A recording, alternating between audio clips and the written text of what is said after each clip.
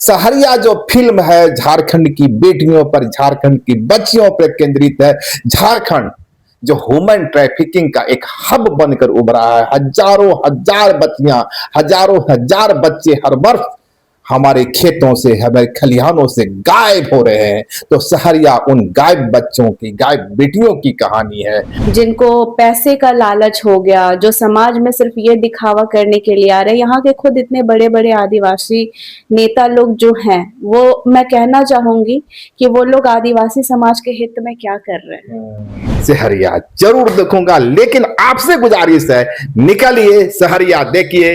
आदिवासी समाज का, सरना समाज का हाल क्या है, आदिवासियों का दर्द क्या है। जब जब ई जल जंगल जमीन माय और माटी के लुटे आवी बहरू पे, तभी तपल धरती में खून कर एक बूंद भी गिरी, तब तब आवाज बन के आवी सहरिया। सहरिया तो दोस्तों नमस्कार, जोहार। देख सकते हैं एक तरफ सहरिया की अभिनेत्री, सरना समाज की केंद्रीय समिति में विमेंस मोर्चा का अध्यक्ष एंजल लकड़ा है। और बताने की जरूरत नहीं कि एंजल लकड़ा की फिल्म आ रही है। 5 जून को फिल्म रिलीज होने जा रही है। सहरिया रांची के अमूमन सिनेमा घरों में यह लगेगा। आपसे गुजारिश होगी उस फिल्म को देखें, लेकिन क्यों देखें, बड़ा सवाल यहीं से शुरू होता है। दरअसल सहरिया जो फिल्म है झारखंड की बेटियों पर, झारखंड की बच्चियों पर केंद्रित है। झारखंड जो ह्यूमन ट्रैफिकिंग का एक हब बनकर उभरा है। हजारों हजार बच्चियां, हजारों हजार बच्चे हर वर्ष हमारे खेतों से, हमारे खलिहानों से गायब हो रहे हैं। तो सहरिया उन गायब बच्चों की, गायब बेटियों की कहानी है। और दूसरी तरफ हमारे साथ हैं बैद्यनाथ कुमार जी। बैद्यनाथ कुमार जी के साथ आने की खास वजह है, और वजह है बैद्यनाथ जी पिछले 2 दशक से इस ह्यूमन ट्रैफिकिंग पर काम कर रहे हैं।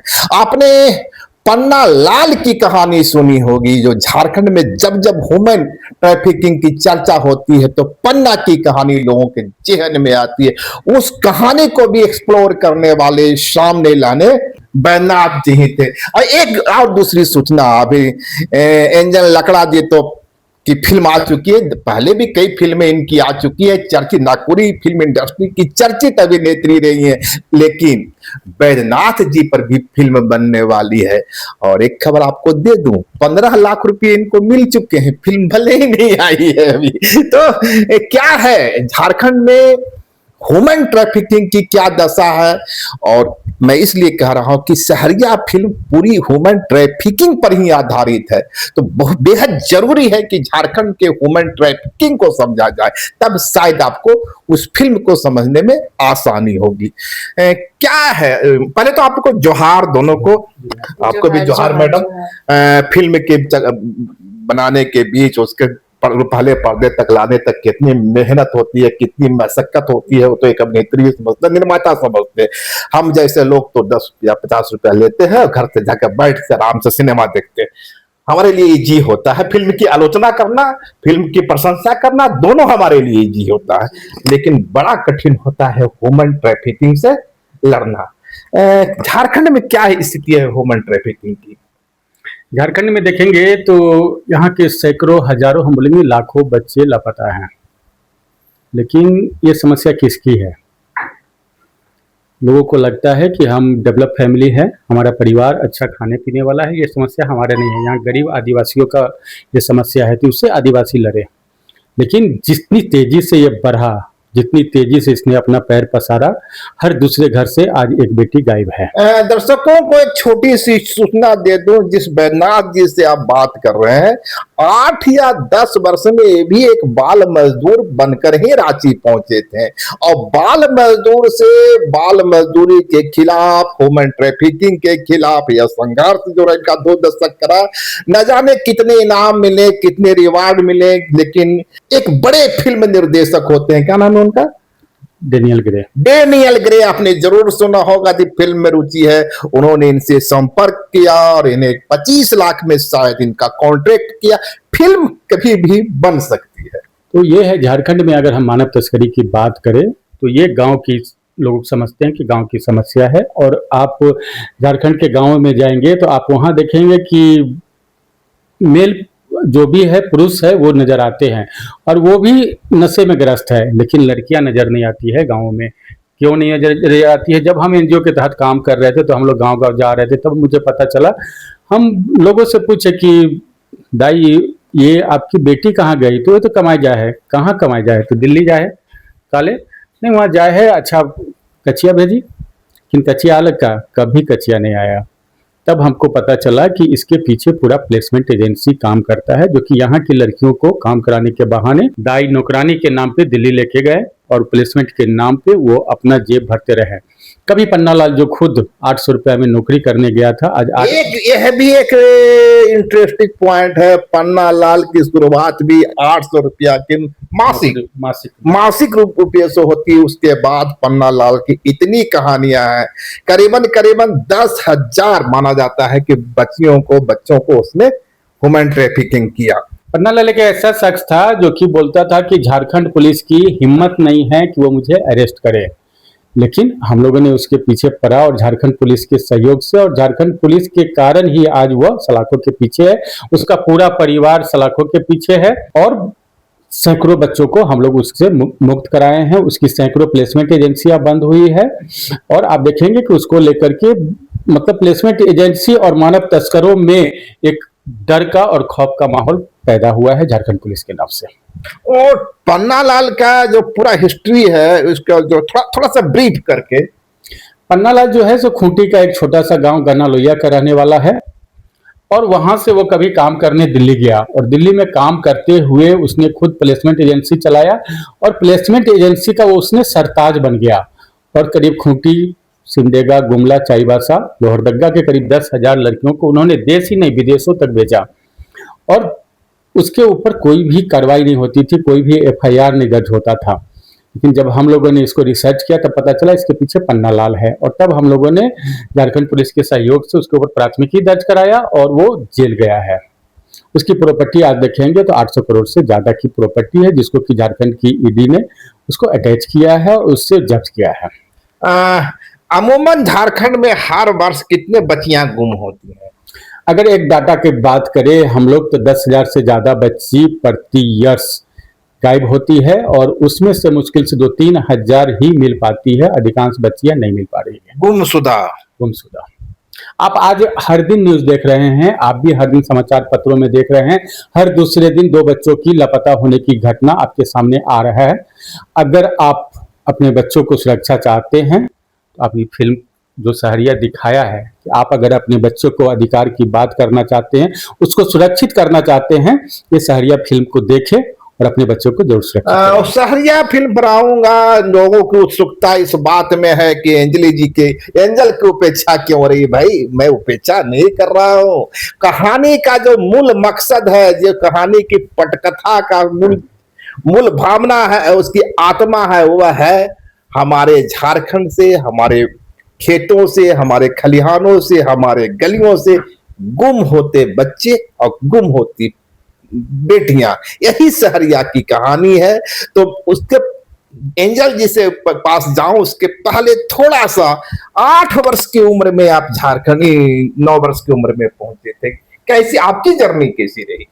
मैं भी, मेरा घर बिहार है और मुझे भी बताया गया था कि वहां आकर के पढ़ाई लिखाई करेंगे, अच्छा जीवन जिएंगे, लेकिन मैं भी यहाँ पर काम करने लगा और अच्छे जगह, अच्छा एक इंस्टीट्यूट बोलेंगे या एक हॉस्टल में मैं काम करता था और वहां पर जब मैं देखा कि बच्चों के अधिकार की बात हो रही है उस इंस्टीट्यूट में, तब इसके विरुद्ध मैंने खड़ा हुआ और बच्चों की तस्करी के खिलाफ मैंने काम करना शुरू किया। उसके लिए मैंने अपना एनजीओ बनाया और एनजीओ के तहत काम करते हुए करीब 10,000 से ज्यादा बच्चों को मैंने उसके परिवार से मिलाया। मुझे खबर मिली है कि आप दिल्ली में थे। दिल्ली में बताया जाता है कि झारखंड में बेटियों का यह हाल है। इस तरह की पार्टियां होती है, उन पार्टियों में बच्चियों को डांस करवाया जाता है।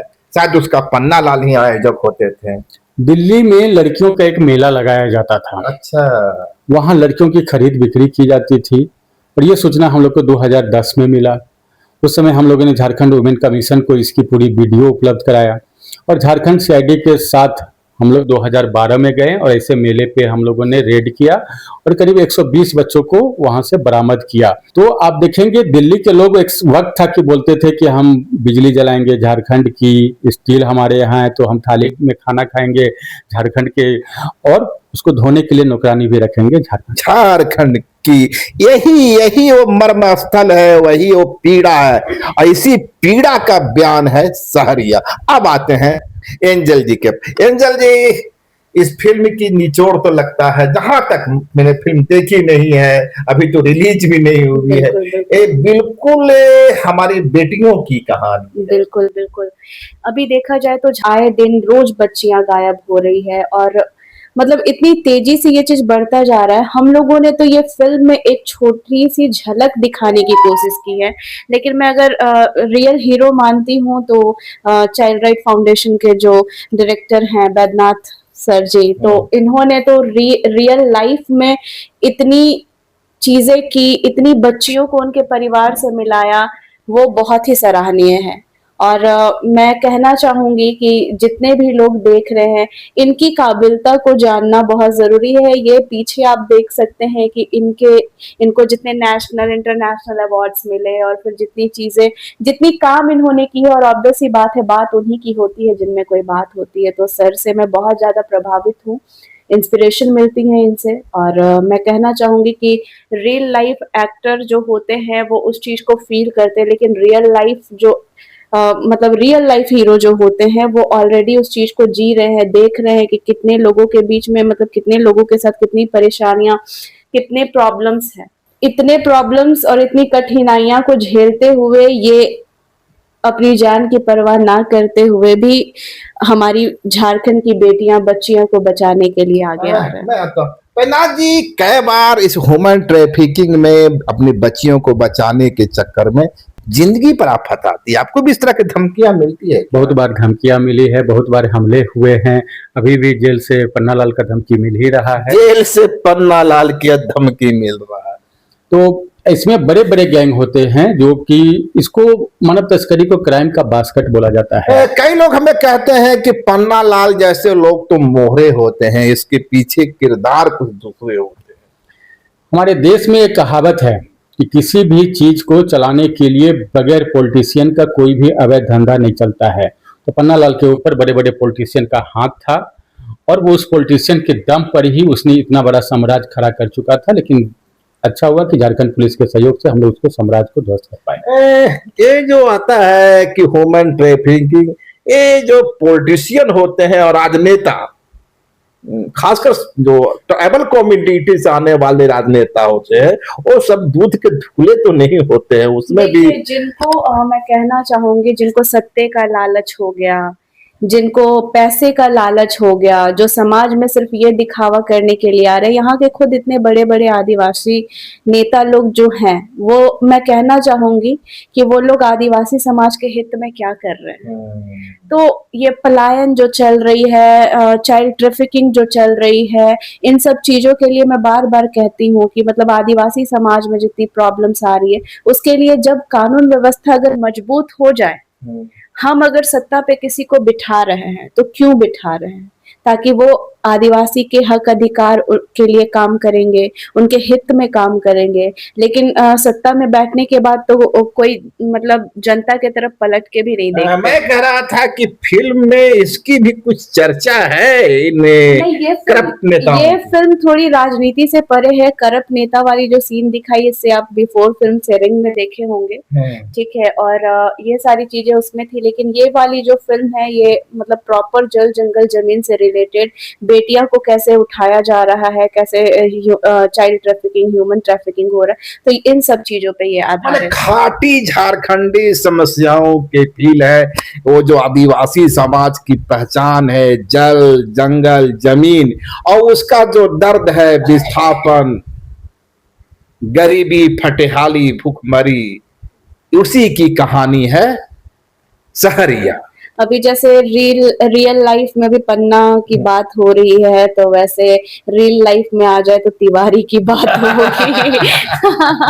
तो ये आपको देखने के लिए मिलेगा, और मैं तो बहुत उत्साहित हूँ फिल्म के लिए, और मैं अपने दर्शकों को नहीं, उत्साहित तो मैं भी हूँ भाई, ऐसा नहीं है। हाँ, अब एक पत्रकार के नाते जब पॉकेट से हमारा 200 रुपया कटता है, पीड़ा जरूर होती है भाई, हम पत्रकारों की यही हैसियत है, लेकिन उत्साहित तो जरूर हूँ।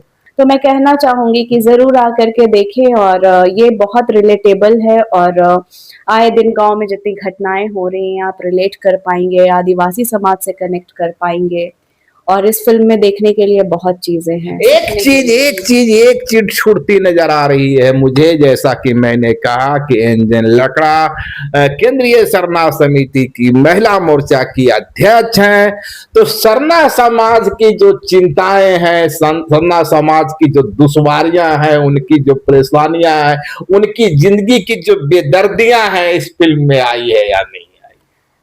इसको क्योंकि हम लोग एक टॉपिक को लेकर के चल रहे हैं, तो इसमें बहुत सारी चीजों को हम उस रूप में डायरेक्ट नहीं आए, वो परिवेश तो जरूर ही उसमें मिला है ना, सरना समाज की झलक है इस फिल्म में।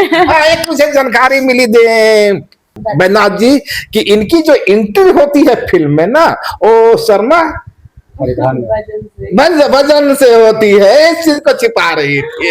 हाँ, तो मैं चाहती हूँ कि कुछ चीजें फिल्म में रहे ना सर, आप तो सारी चीजों को लगता है आज यही डिस्क्लोज करा देंगे, और मैंने कहा कि मैं इतनी ज्यादा एक्साइटेड हूँ कि मेरे मुंह से पूरी फिल्म नरेट हो जाएगी अभी, तभी ज्यादा आप ना ही पूछे, बस थोड़ा हमारे पब्लिक और हमारे दर्शकों में थोड़ा वो चीज रहने दीजिए, उत्साह की हाँ जाके देखेंगे फिल्म। तो 5 जून याद रखिए, 5 जून को खुद निकलिए, अपने परिजनों के साथ निकलिए, और हो सके तो हम जैसे पत्रकारों को भी लेकर चलिए, जिनके पॉकेट में पैसा नहीं होता है। चलो भैया तुम भी साथ देखो, ताकि फिल्म की कहानी को मैं आपके तक ला सकूं। लेकिन उसके पहले मैं बताना चाहूंगा, ये जो बैजनाथ जी हैं, बैजनाथ जी के साथ में एक और इंटरव्यू करूंगा। इस इंटरव्यू में एक छोटी सी झलक दी है हमने। दरअसल झारखंड में जो आदिवासी समाज की बेटियां जो गुम हो रही हैं, जो अपने जंगल से, झाड़ से, खेत से, खलिहान से कहां जा रही हैं, किसी को पता नहीं लग रहा है। एक तो फिल्म इस पर है, और उस बेटियों के लिए जो संघर्ष हो रहा है पिछले 2 से 3 दशक से, उसके नायक किधर हैं, तो इस नायक की भी कहानी मैं लाऊंगा।